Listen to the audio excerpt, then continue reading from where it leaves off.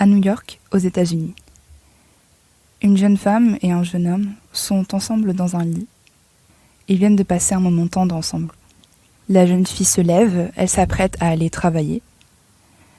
Le jeune homme la stoppe et lui dit « Arrête, n'y va pas.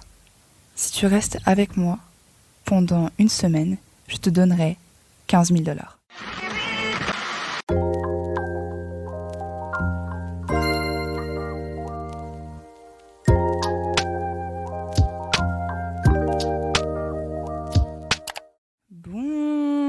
Bonjour et bienvenue dans ce nouvel épisode du twist final. Aujourd'hui, on parle d'Anora. Alors tout commence avec... Oups, oh là, j'ai tapé dans mon micro, désolé. Tout commence avec, comme on peut s'en douter, Anora. Ou plus précisément, elle veut pas qu'on l'appelle Anora. Il n'y a que sa mère qui l'appelle comme ça. On va l'appeler Annie. Alors, elle a 23 ans, elle est russe-américaine et elle vit dans un quartier que moi je connais pas très bien les États-Unis, je n'avais pas reconnu, mais en faisant les recherches, j'ai vu qu'en fait, ça se passe à New York. Je n'avais pas du tout capté. Plus précisément, elle vit à Brooklyn, dans un quartier qui s'appelle Brighton Beach, qui apparemment est aussi appelé Little Odessa. J'avais déjà entendu Little Odessa, mais je ne savais pas le reconnaître, parce que c'est un quartier avec une grande population russe. Donc voilà, c'est un peu tranquille, mais c'est pas les strass et les paillettes. Elle, Annie, c'est une stripteaseuse, ou plutôt strippeuse. Je sais pas si on va dire stripteaseuse, strippeuse, stripper. Peut-être qu'on va dire stripper, parce que ça paraît un peu neutre, et je sais pas si... On va dire stripper. Donc c'est une vétéran. Ouais, c'est une vétéran, genre c'est pas une bleue, elle fait ça, elle est très pro, elle sait comment faire, comment parler aux clients, comment les amener pour faire des consultations privées, tout ça.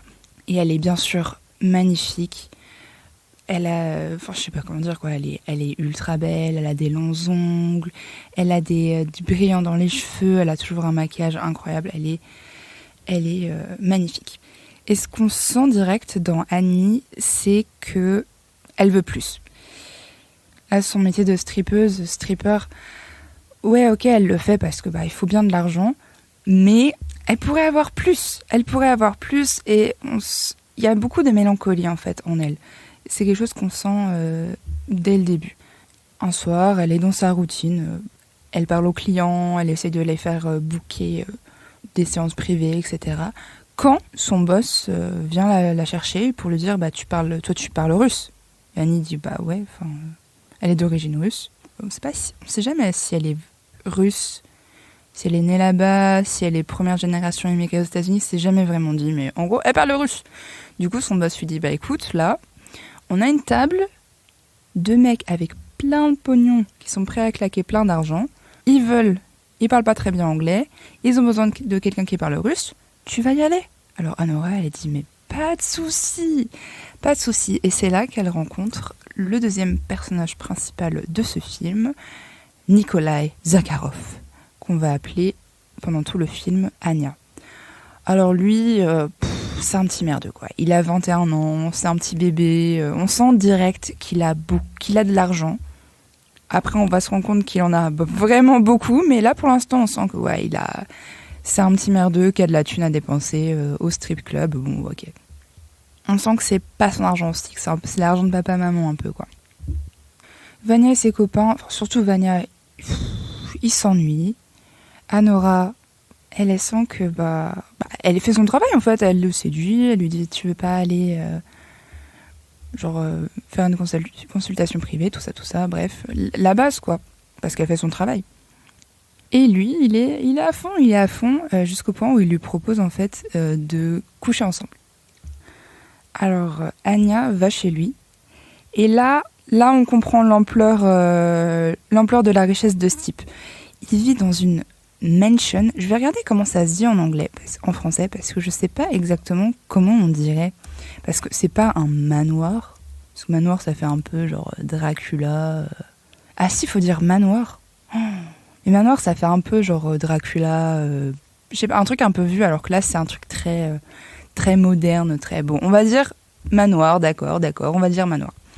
Il vit dans un manoir, mon gars, genre très moderne, baie vitrée. On sent, là, Annie, elle arrive, et elle sent qu'il y a de la thune.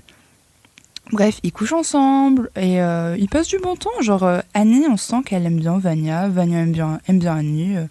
Bon, clairement, c'est très transactionnel comme relation, mais si tout le monde est consentant, pourquoi pas, quoi.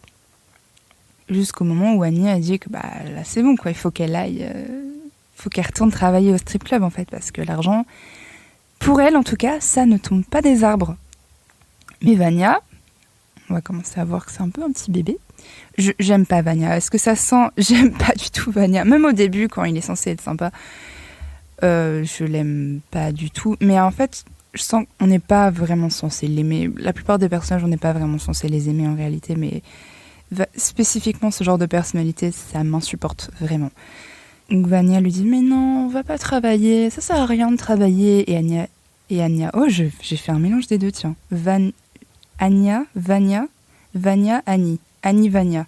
Donc Vanya lui dit « Mais va pas travailler. C'est nul de travailler. Reste avec moi. » Et Annie lui dit « Bah, j'ai pas le choix parce que je dois payer mon loyer, tout ça. » Et Vanya lui dit « Bah écoute, moi je te donne de l'argent.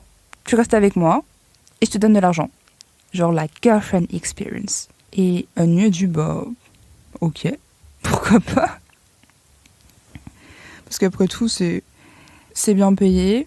C'est peut-être c'est peut-être moins fatigant que de travailler au strip club. Donc, bah, carrément, pourquoi pas, en fait.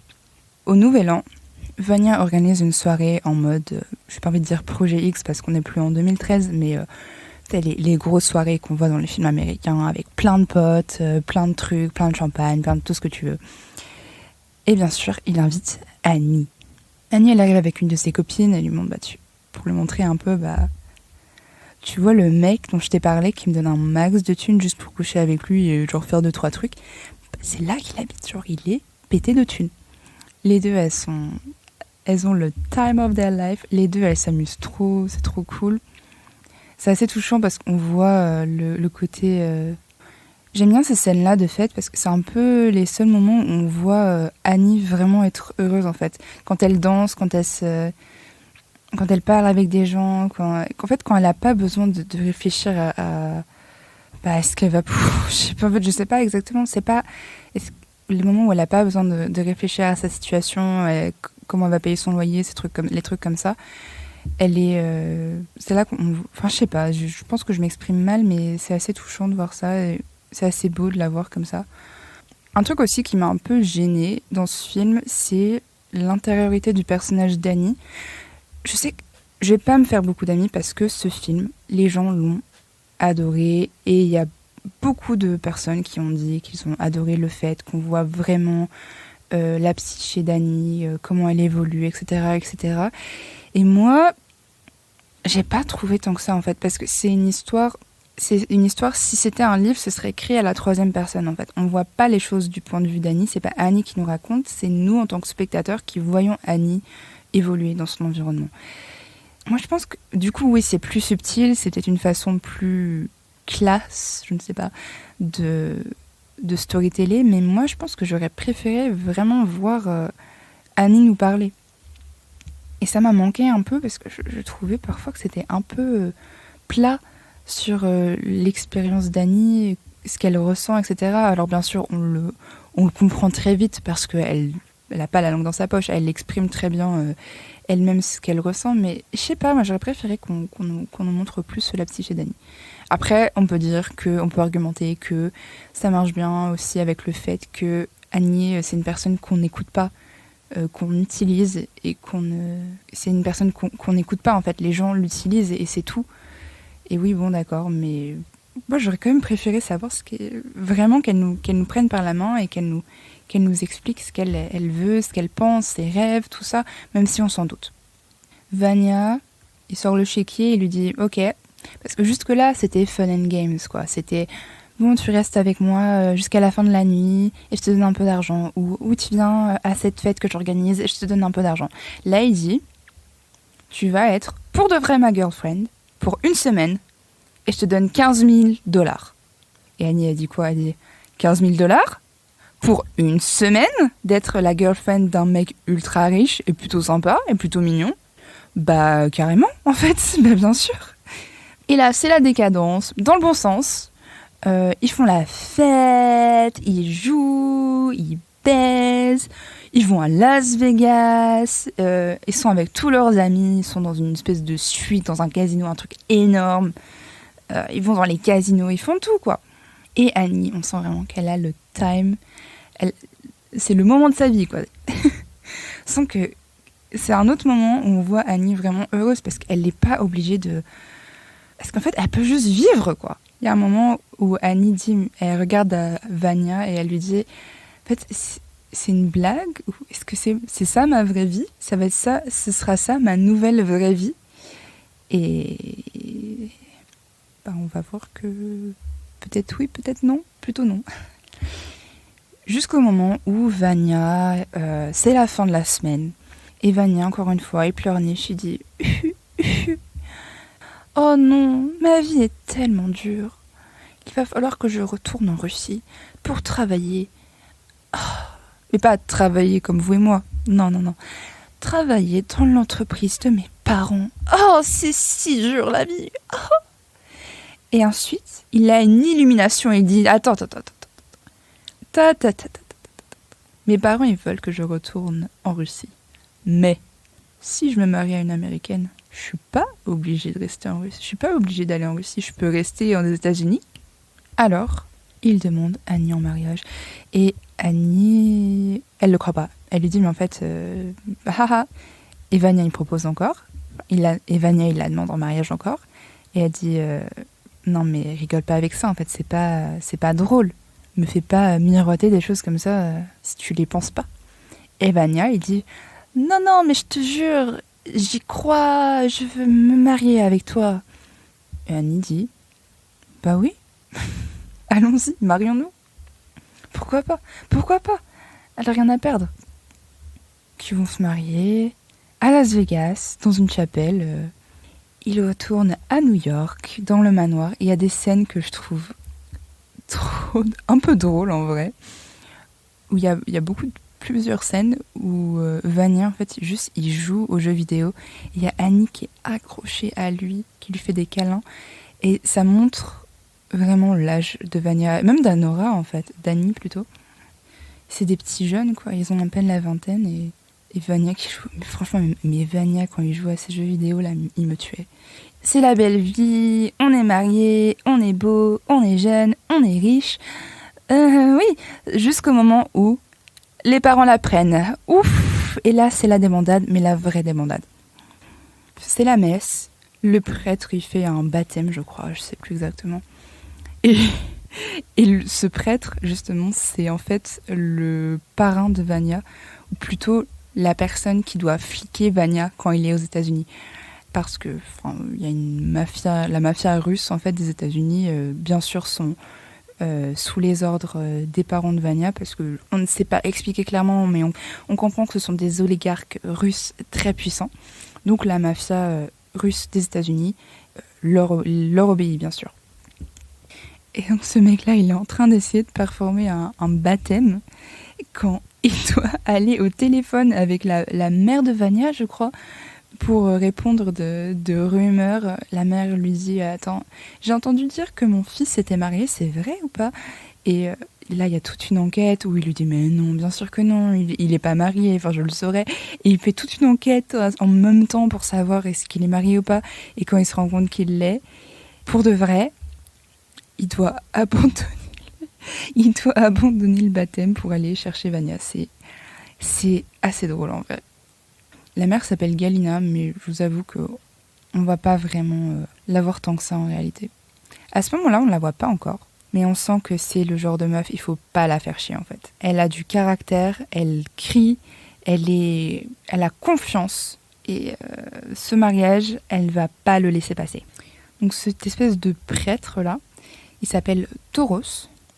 Il amène avec lui 2 goons qui s'appellent Garnik et Igor. On va essayer de se souvenir de ces prénoms. Toros, Garnik, Igor. Et ils font une descente dans le manoir de Vanya pour voir ce qu'il en est. Et bien sûr, ils trouvent que, bah oui, Vanya, il est marié à Annie. Et Vanya, qu'est-ce qu'il fait? Il s'enfuit en courant. Cette petite... là, j'avais envie de l'insulter. Genre, c'est horrible. Et là, on arrive à une scène qui est, je vais pas vous mentir, m'a presque fait arrêter le film. Parce que c'était trop pour moi, en fait. Annie, en fait, elle ne se laisse pas faire.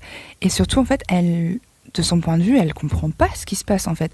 Elle s'est mariée avec Vanya. Et là, d'un coup, il y a 3 hommes qu'elle ne connaît pas qui rentre dans sa maison de force, qui lui demande des comptes, qui lui dit que c'est qu'une sale prostituée, enfin pensez bien qu'ils disent des mots bien plus forts que ça, que son mariage avec Vanya il est faux, que de toute façon ils vont l'annuler son mariage et qu'elle vaut rien.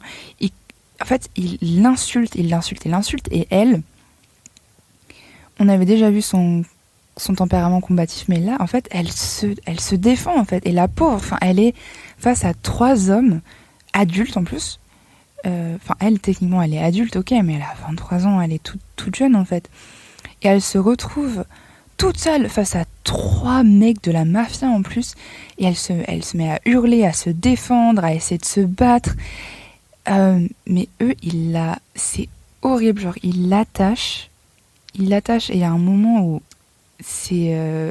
du coup, en fait, il l'agresse carrément, et il y a un moment où ça frôle l'agression sexuelle, en fait, parce qu'il y a un des mecs qui la prend sur ses genoux et qui la force à rester là et assise sur elle, et elle veut pas. Enfin, franchement, c'est horrible. Et bien sûr, pendant toute cette scène, il la traite de moins que rien, ils lui disent que c'est qu'une prostituée de merde, en gros. Oh là là, ça m'a brisé le cœur aussi. Parce qu'elle dit, mais non, mais on est vraiment mariés, regardez, j'ai une bague, on est vraiment mariés. Et ils lui prennent sa bague, c'est horrible.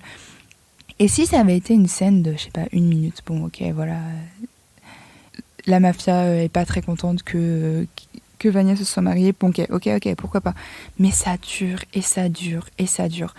Et pour moi, ça s'assimile presque à du torture porn, en fait. Cette scène dure beaucoup trop longtemps. Je l'ai pas dit aussi, mais bien sûr, ils lui mettent un linge dans la bouche pour qu'elle puisse pas parler, en plus de lui attacher les mains. C'est horrible, et ça dure. Franchement, j'ai failli arrêter de regarder le film à ce moment-là, parce que cette scène, je la trouvais insupportable. Et bien sûr, voilà, il lui propose $10,000 pour juste annuler le mariage, et elle le prend pas, en fait. Mais en même temps, mais quelle idée, parce que je me disais aussi à ce moment-là, mais quelle idée. Enfin, clairement, la meuf, là, elle est traumatisée, et juste vous venez, vous lui gueulez dessus, et vous... Enfin, évidemment que ça va mal se passer avec cette attitude. Bon, bref. Et le reste du film, c'est juste à la recherche de Vanya. Donc, les 3 mousquetaires, là, ils prennent Annie dans leur voiture, et ils font tout New York, enfin, plus précis. Apparemment, c'est juste Brooklyn. Encore une fois, je ne suis jamais allée aux États-Unis, donc je ne connais pas du tout bien les États-Unis, New York, encore moins Brooklyn. Mais apparemment, en fait, ils font tout Brooklyn, tous les endroits où on a vu précédemment Annie et Vanya avoir du bon temps, donc les restaurants, la plage, les trucs comme ça. Ils vont partout. Vanya, il est nulle part. Et Vanya, il est nulle part. Sauf que si, en fait, il est à l'endroit... Vous devinerez jamais où il est. Il est à l'endroit où ils se sont rencontrés. C'est-à-dire que précédemment, je ne l'ai pas vraiment expliqué, mais Annie, elle est mariée à un millionnaire maintenant, peut-être même plus un milliardaire, donc elle quitte son travail. On ne l'a pas vraiment expliqué. Mais elle a quitté son travail, avec bien sûr toutes les personnes qui sont tristes, et il y a une meuf qui est un peu son antagoniste, enfin pas vraiment, parce que Annie, elle en a rien à foutre d'elle, mais elle s'appelle Diamond. Et Diamond, elle est très jalouse d'Annie, et de son nouveau mariage, etc. Donc Vanya est retournée au strip club où Annie ne travaille plus, puisqu'apparemment maintenant elle est mariée à un millionnaire, etc. Le millionnaire en question retourne au strip club, et il book une danse privée avec qui, à votre avis ? Avec Diamond. Bon, bien sûr, Diamond, elle est tellement jalouse que c'est le moment de sa vie, quoi. Là, elle est trop heureuse de pouvoir blesser Annie comme ça. Donc là, enfin, Enfin, on récupère Vania. Alors bien sûr, il est défoncé, il est bourré, il est tout ce que vous voulez, il tient à peine debout. On amène tout ce beau monde au tribunal. Alors bien sûr, le juge est payé par la mafia aussi, mais de ci, de là, on arrive quand même... Vania, il est défoncé, il tient même pas debout, il est au tribunal. Et le juge, il dit, mais il est sous substance, lui, non? Et on dit, non, t'inquiète pas, il est en pleine possession de ses moyens, il veut juste divorcer, prononcer le divorce. Et là, on y est presque, le divorce est sur le point d'être annoncé, sauf qu'en fait, j'ai dit divorce, mais c'est pas divorce, c'est l'annulation. L'annulation de mariage est sur le point d'être prononcée jusqu'au moment où on mentionne le fait que ce mariage a été fait à Las Vegas. Sauf que, en France, il n'y aurait pas eu de souci. Si tu t'es marié à Nice, tu peux te faire divorcer à Paris. Mais là, on est aux États-Unis. Et les lois, c'est par État. Donc, si tu te maries au Nevada, il faut que ton divorce, ou plutôt l'annulation de mariage, se fasse aussi au Nevada. Et là, plus personne n'en peut plus. Donc, il est temps d'aller à Vegas, mais pas dans la même ambiance. Là, on rencontre officiellement les parents dans leur jet privé, machin, et ils sont pas contents. Un autre moment horrible où c'est...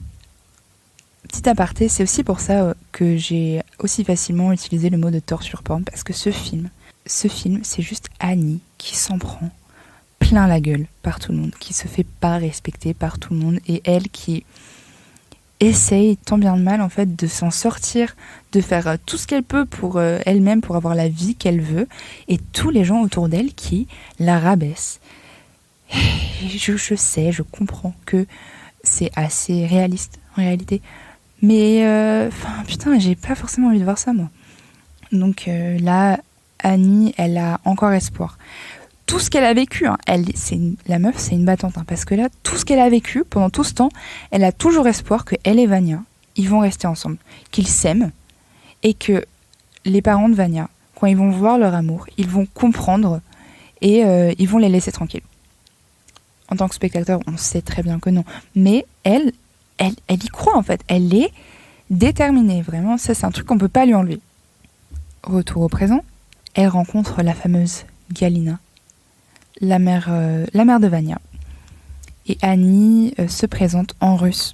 Elle essaye vraiment, elle est très respectueuse et elle attend vraiment que la mère approuve d'elle et de sa relation avec son fils.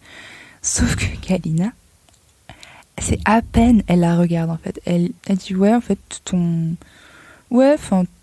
t'es ridicule en fait. Ton russe il est nul et tu vas pas rester mariée avec mon fils en fait. Et là, je crois que c'est vraiment le moment de la réalisation pour Annie où elle se rend compte que ça va pas marcher en fait. Ou plutôt, en fait, le moment de la vraie réalisation, c'est quelques minutes plus tard, quand elle est sur le point de rentrer dans le jet privé pour aller à Las Vegas. Elle parle en one-to-one avec Vania. Et elle lui dit, mais tu peux pas les laisser faire ça, on s'aime, on est mariés, etc. Et Vania, comme le petit bébé cadom qu'il est, elle lui dit, non mais c'est bon quoi, c'est fini, on s'est bien amusé, mais on va pas être mariés en fait. T'es bête ou quoi? Elle refuse de monter pendant une seconde, et là on sent vraiment que c'est le peu de combat qui reste en elle. Elle refuse de monter dans le jet, elle dit que non, elle veut un divorce. Et Galina, la mère, elle stoppe ça dans la foulée, et elle dit, mais en fait, toi t'es ça, rien, moi je suis ça. Donc tu veux un divorce? Ok, mais en fait, je vais détruire toute ta vie, toute ta famille, tout ce que tu as. Et Annie dit, bon bah d'accord, on va faire une annulation de mariage du coup. Ils se retrouvent dans un cabinet, je sais pas exactement, j'ai pas toutes les rêves, je vous avoue, je me suis jamais mariée, j'ai jamais fait d'annulation de mariage, ni rien du tout. Ils se retrouvent du coup au Nevada, dans un truc pour faire des annulations de mariage, je ne sais pas. Annie, elle s'énerve pour la dernière fois, elle dit à Vania que de toute façon c'est qu'une petite merde en gros, elle dit à la mère que son fils il s'est marié avec elle juste pour la faire chier, ce qui est vrai. Elle jette son manteau de fourrure que Vanya lui avait acheté plus tôt, à la gueule de la mère et elle dit bah vous savez quoi, vous voulez plus de moi, bah ok c'est bon, je me casse en fait. Vous êtes des merdes, vous me traitez comme une merde, mais c'est vous les merdes en fait. Bon, elle le dit avec bien plus de classe, de tact que moi, mais c'est un peu l'idée. Alors elle a le droit quand même de rester dans la maison jusqu'au lendemain, dans le manoir. Elle a le droit de rester dans le manoir jusqu'au lendemain, mais après elle disparaît quoi. Et Igor, c'est un des goons du début, c'est celui qui l'avait forcé à s'asseoir sur ses genoux là, qui l'accompagne. D'ailleurs, un truc que j'ai pas mentionné aussi, c'est que au moment de signer les papiers d'annulation du mariage, Igor a quand même posé ses couilles et a dit que ce serait quand même bien que Vanya s'excuse auprès d'Annie. Bon, il l'a pas fait, mais c'était quand même pas mal. Pour moi, ça n'excuse pas du tout le comportement qu'il a eu avec Annie au début du film, mais bon, c'est déjà ça. C'est à peu près la seule personne qui défend Annie, et bon, c'est pas grand-chose, quoi. Donc là, dernière journée, dernière soirée dans le manoir, Annie et Igor, ils mangent je sais plus quoi, ils prennent un dîner devant la télé, jusqu'au moment où il est temps de partir, c'est le matin. Igor, il ramène Annie devant chez elle, dans sa voiture. Il lui donne les $10 000 que la famille a consenti à lui donner pour l'annulation de mariage.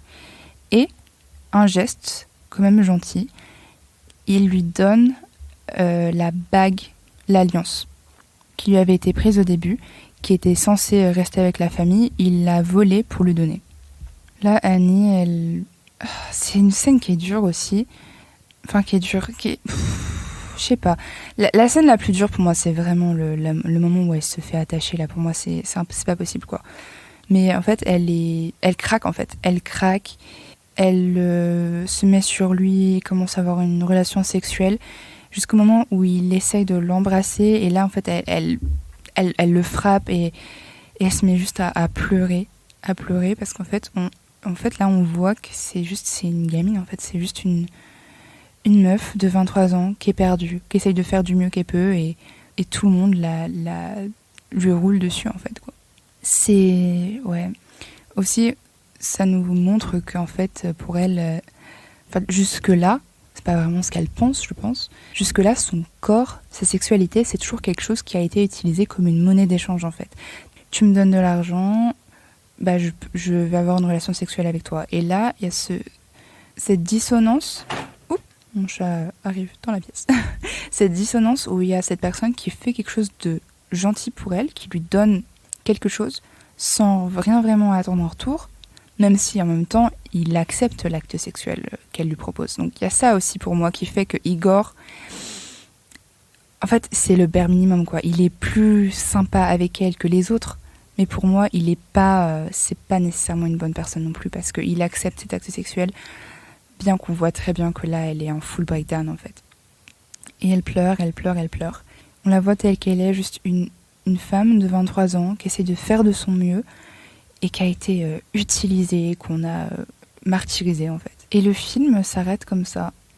Et c'est pour ça que moi aussi, j'ai un peu de mal avec ce film, en fait, parce que je suis vraiment entre deux, quoi, de ce truc de... Bien sûr...